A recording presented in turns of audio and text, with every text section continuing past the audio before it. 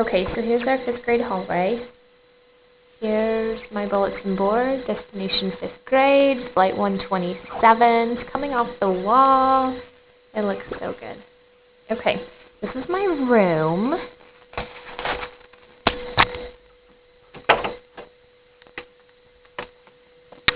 And the lights will turn on in a second. Again, with my whiteboards, I'm going to try and be a little more descriptive this time. Kids who have jobs, they pick a new job every week, and then they get paid for their jobs. Little fall decoration. Homework hotline, so if they ever need help with their homework, there's a number that they can call. All of our manipulatives, again, just everything, mostly math to help them work out problems. These are books that have to get organized still. These bins help keep things organized. That's hard to see, but that's for lined paper, stuff that gets recycled, scratch paper, week work in case they're absent, and things that need to go home. When they come in the morning, they put their lunch in a basket, and we take our basket up to lunch. Here's our sink. This is the paper I had them do on the first day of school.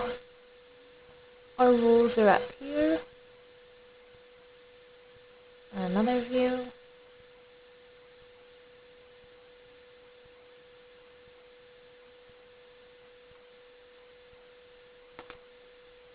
Okay, dictionaries and thesauruses, calendar. This is our other door. We have 2 doors that lead out of our room. One over there. One here. This is my 5th grade writer's block. My kids who put their all into their writings, they score really high. I will put their writings up on our board. They stack their chairs at the end of the day. Our mountain math, this is usually just for bell work sometimes. I'll have them do, for example, number 1, and they'd have to put it in standard form, expanded form, and all of that. So each one would have a rule. This is our writing center. These are some culture boxes I had them do the first week of school. They're busy taking them home. This is our dare box in case they have any dare questions. Writing center, when they get bored or when they finish their work, they can come over here and choose a story. So favorite sport, if you won $50, animals talking, if I had extra arms, going on a hot air balloon ride. All they do is they pull it out, they open it up, and there's a prompt for them to start writing. So they can do those. This is our writing process. These keychains are also for writing. When they finish with work early, they can come over. They would actually take the keychain back to their desk. They have little writing prompts on them. So this one says, if you could travel around the world in a boat, how would you describe it and where would you go? So they could take the boat back to their desk with them and think about it. And then there's other writing prompts that they could choose from if they wanted. So keychains get hung up here. This underneath here, this black and white, this is my rubric for writing. It's a 5-point rubric. And then this was something that we were working with, choosing a presidential candidate. These are the types of things we would want him or her to be. Over here is our classroom library. I have a whole bunch of time for kid readers. They're very simple, very easy. They're just flipped through here. These are all our science books. This one little book will organize the entire chapter, which is really cool. So they're broken up into chapters. Social studies books down here. Some magazines down below. Chapter books. More chapter books. And more chapter books. Reading think alouds. So questions they would want to ask themselves.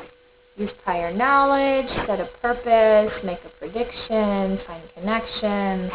You want to monitor, you want to visualize, you want to summarize. These are my reading group books. Each kid is in a reading group, so they read with kids who read at the same level that they do. Those are reading groups. This is our listening center, other half of the room.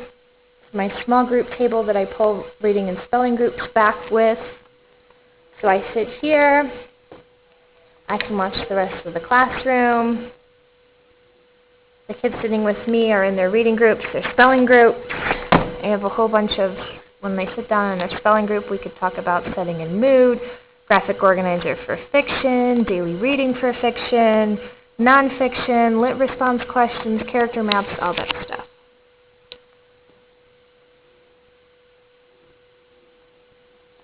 They have a no missing assignments chart. Every week they go without a missing assignment. They get a star. Multiplication chart because we're doing that right now. Positive and negative numbers. String across the room from -20 all the way to 100. This is my desk. These are all my teacher materials. There's my jar that Austin, Chloe, and Haley got me.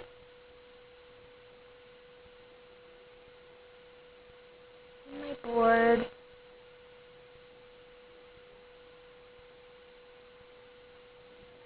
My computer.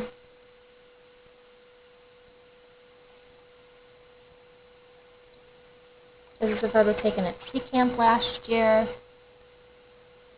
And this photo was made by my Aunt Karen as a graduation gift. So this is what my room looks like from my teacher desk.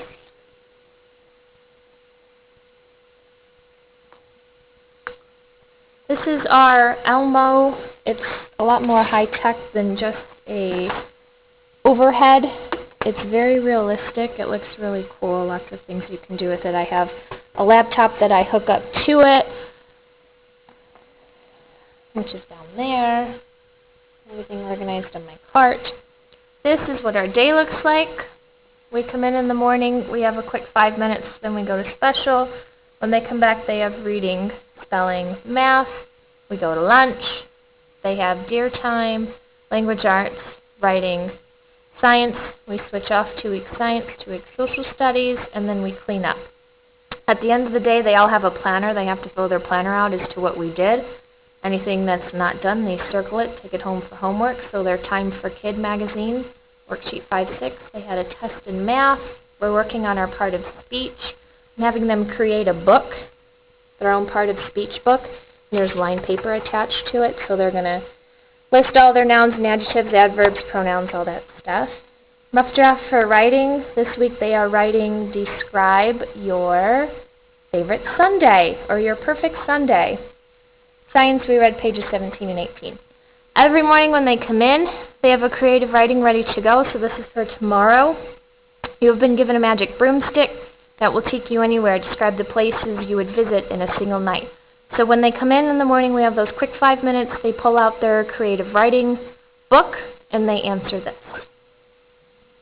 Up at the top, we have all of our graphic organizers we use to organize. So whole parts, I would use a brace map, cause and effect, compare and contrast, to describe something, sequencing, classifying, defining something in context, and then seeing analogies.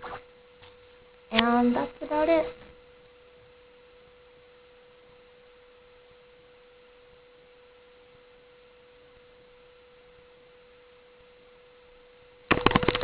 Awesome.